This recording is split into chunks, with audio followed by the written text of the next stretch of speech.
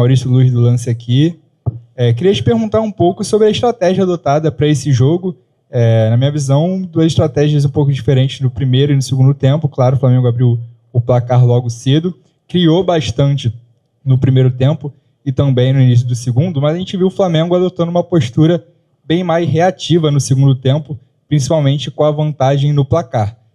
Continuou criando, mas depois, a partir mais ou menos na metade do segundo tempo, o Flamengo sofreu um pouco dessa forma. Queria te perguntar, primeiro, essa mudança um pouco de estratégia depois do intervalo, e segundo, por que o Flamengo começou a sofrer? Se foram substituições, talvez não deram tanto certo, foi o cansaço, e, enfim, se você também concorda com isso. Obrigado.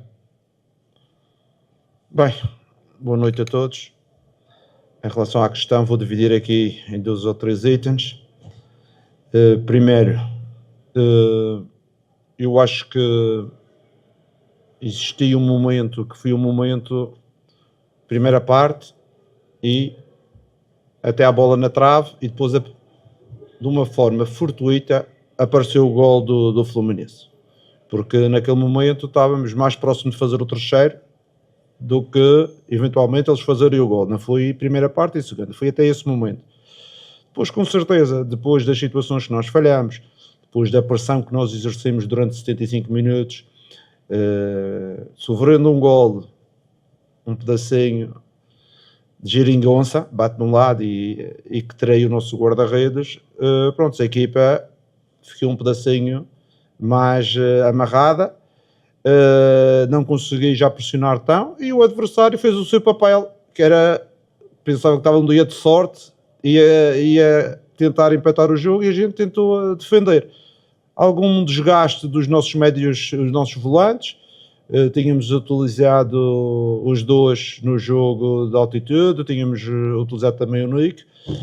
Infelizmente temos 3 volantes de fora, o Jorginho, o Saúl e o Eric, e essa era a maior preocupação para a gente manter a chama, mas conseguimos com um esforço muito grande dos que estavam lá. Mas acho que é uma vitória gigantesca em termos de mérito.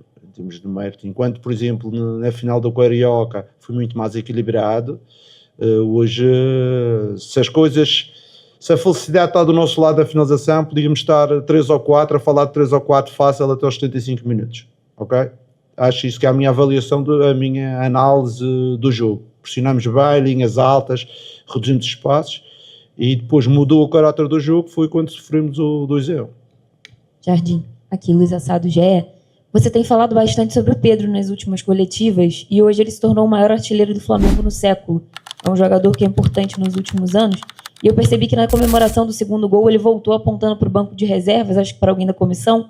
Se você puder explicar um pouquinho também, aprofundar um pouco mais, como é que foi esse trabalho que vocês fizeram com ele, se foram conversas, se foi uma coisa no treinamento ali, até para que ele pudesse reencontrar, né, essa forma dele. Não era um jogador que tinha tanta sequência com o Felipe Luiz.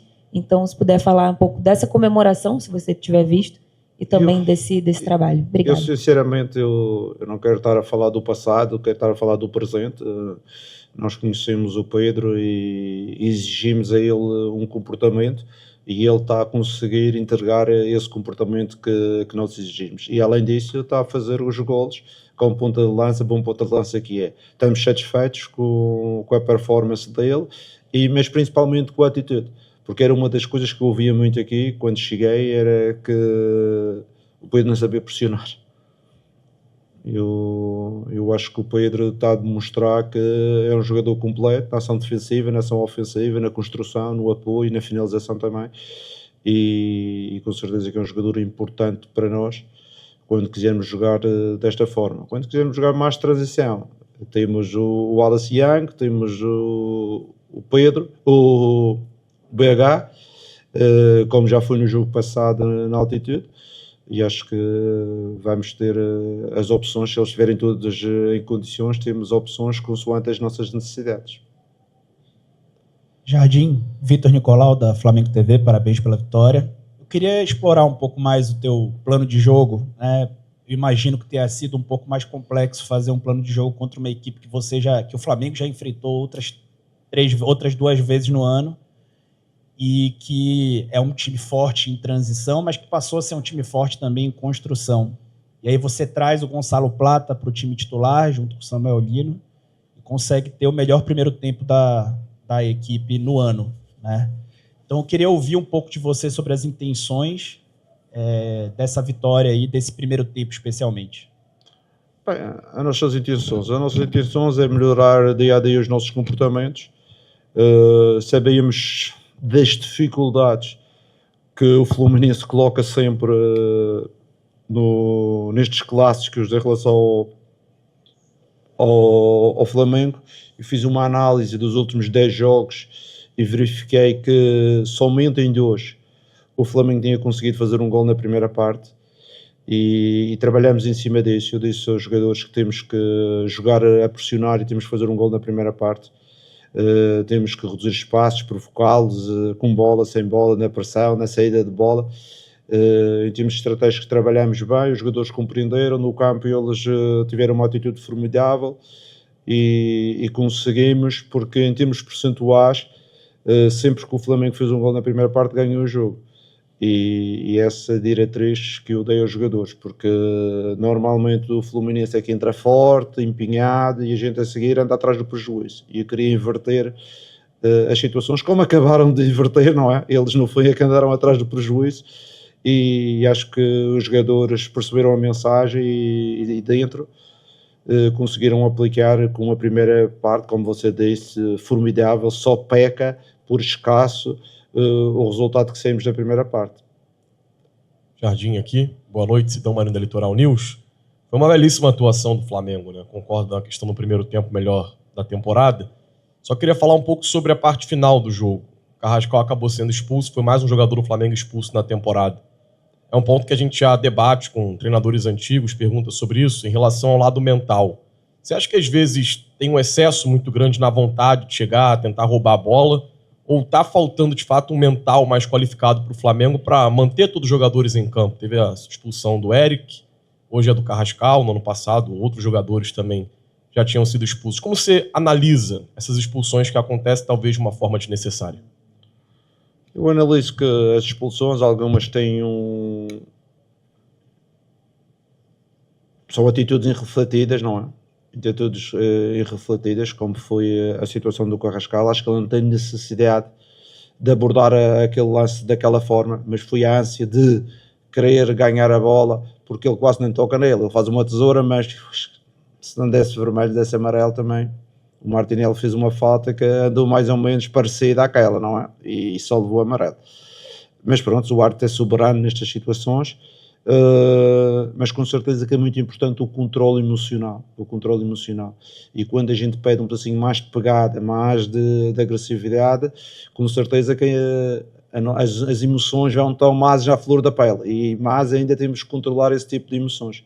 Mas eu prefiro controlar as emoções e eles terem mais pegada do que a gente estar apáticos e sem emoções e sem esta pegada.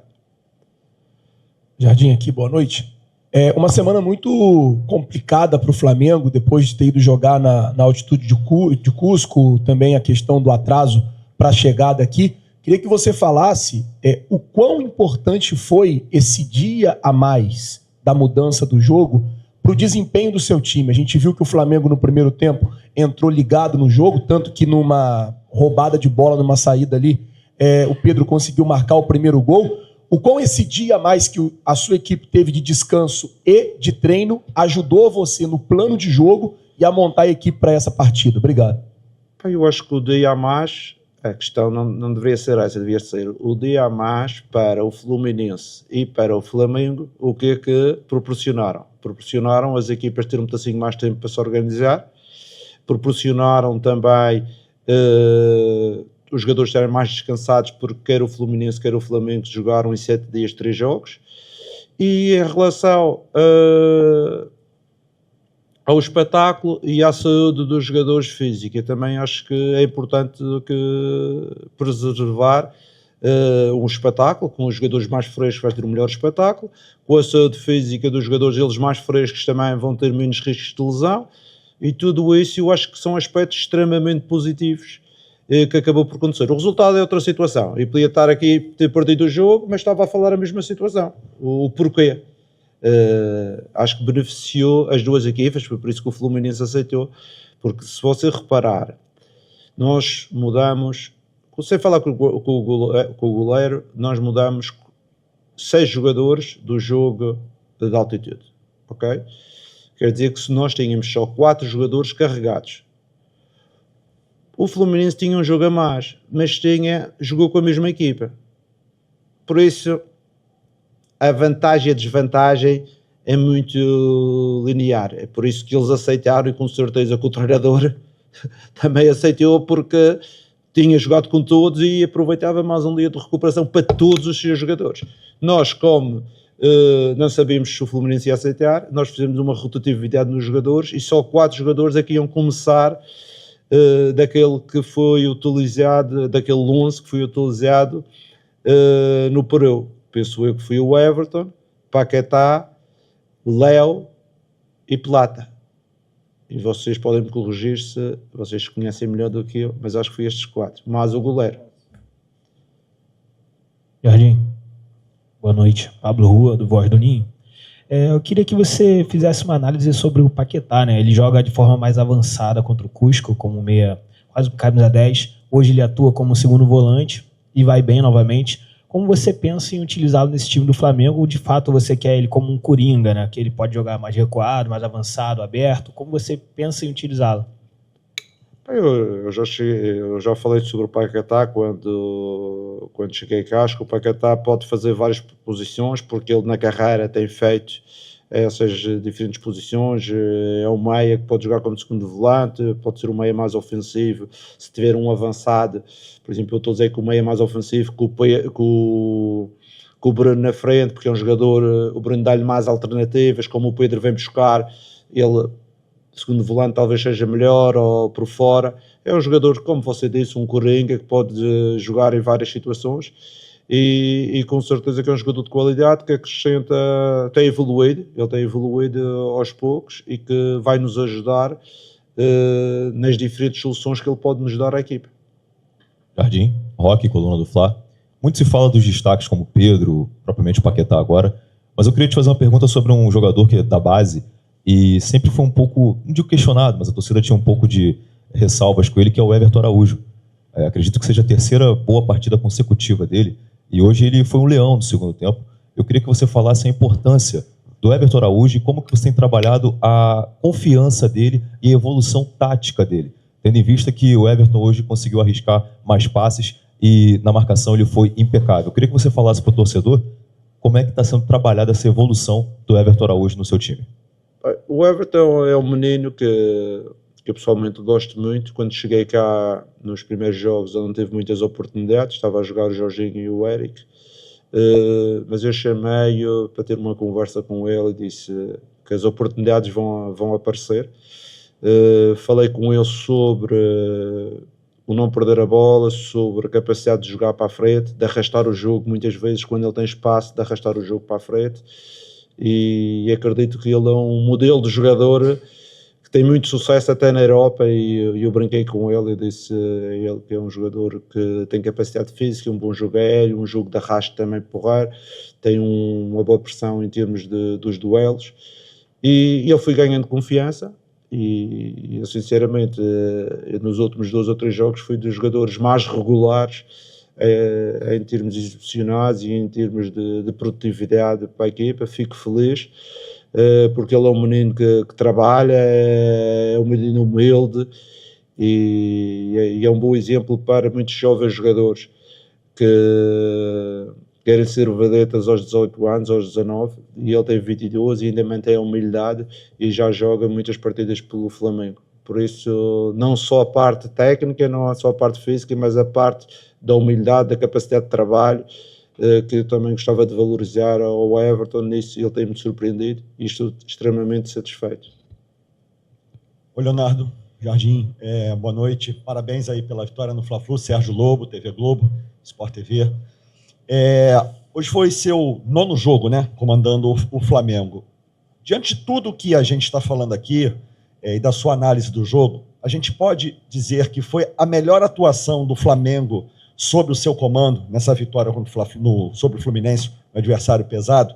E eu estava, só um complemento, eu estava olhando aqui a tabela de classificação. O Flamengo, com o resultado, ele agora é o vice-líder do campeonato. 6 pontos atrás do Palmeiras. Ele tem 20 pontos com 4 outras equipes. E até o confronto contra o Palmeiras, você acha que o Flamengo, ao menos, pode diminuir essa vantagem? O Flamengo é uma equipa que não joga sozinha, tem os seus adversários e toda a gente vai tentar contrariar o Flamengo, mas como eu digo aos jogadores, cada jogo para nós é a nossa final. Nós vamos focar agora no jogo da Libertadores em casa, depois vamos voltar outra vez para o campeonato. É importante nós fazermos o nosso trabalho, não pensar muito no que são, o que é que os nossos oponentes podem fazer.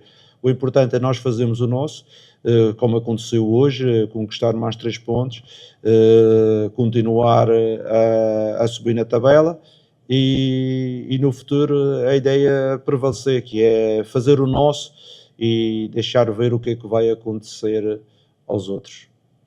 Jardim, tudo bem? Boa noite. Gabriel Órfão, canal Paparazzo Rubro Negro. Jardim, eu quero te perguntar um pouco sobre a sua lateral esquerda em específico, porque hoje você teve o retorno do Alexandre, né, que não esteve à disposição nos últimos jogos, ele ficou até o fim da partida e ele acabou sendo um dos destaques assim, no lance do gol do Fluminense, né? Ele acabou praticamente dando assistência para o jogador do Fluminense e do outro lado você tem o Ayrton Lucas, que embora seja muito criticado pela torcida, tem feito boas atuações, deu uma assistência crucial para o Bruno Henrique lá no jogo contra o Cusco. Queria saber como é que você enxerga essa briga na posição de um jogador mais experiente, que, ao que tudo indica, estará na próxima Copa do Mundo, e do outro lado o Ayrton Lucas, que embora seja muito criticado, também vem numa constante evolução de crescimento no clube. Obrigado. Eu vejo isso como uma felicidade para o treinador, ter um jogador como o Alex experiência e ter um jogador um pouco mais jovem com a qualidade do Ayrton. O Ayrton é um jogador que já esteve na seleção brasileira, um jogador de qualidade, não estamos a falar de um jogador qualquer. Foi isso que das conversas que eu tive com o Ayrton, eu disse a ele isto: eu lembro-me de ti na seleção brasileira, lembro-te de ti nos grandes momentos, é esse Ayrton Lucas que eu tenho que recuperar, porque eu necessito de 2 jogadores e 2 jogadores competitivos para que possam dar soluções, porque sabemos que algum dos nossos jogadores encaixar 3 ou 4 jogos seguidos, principalmente aqueles que têm uma certa idade, podem ser um risco de lesão. A gente, quando o Ayrton não jogou antes porque tinha um problema no adutor, teve a resolver, eu tive que jogar mais com o Alex teve uma mialgia. Aconteceu a situação do Eric e do Saul estarem lesionados, tive que pôr um pouco mais o Jorginho também teve uma mialgia, por isso eu tenho que ter esta gestão de não sobrecarregar aqueles jogadores importantes, mas com uma certa idade, de forma que não tenha lesões importantes. Boa noite, Jardim. Bruno Castanha, parabéns pela vitória, canal Zona Rubro Negra. Hoje o Flamengo foi muito intenso, marcou alto, pressionou, fez um grande primeiro tempo, uma grande atuação, no segundo tempo também uma parte. Você já falou que não tem como ser intenso 90 minutos, nenhum time no mundo consegue isso. Sobre as substituições ali, quando você coloca o De La Cruz, você faz um trio no meio campo, um tripé, como a gente fala aqui. Foi isso que desencaixou a marcação? Depois você muda, você adianta o Paquetá e traz o De La Cruz para trás.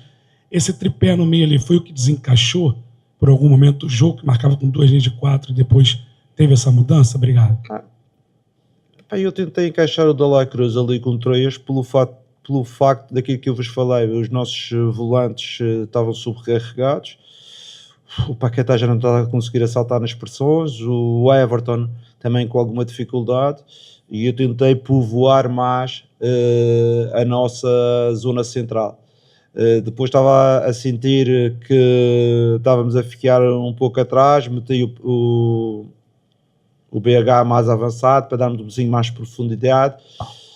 E a gente, se avaliar bem, a gente teve uma do BH e uma de situação do Plata, a transição, 2 na cara do guarda-redes, que a gente se faz 2 gols ali e o resultado já vai para 4, não é?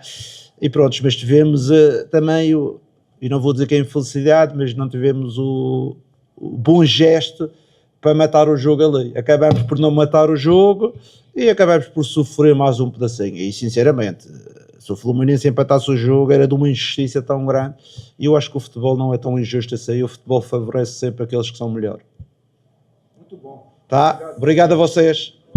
Oi.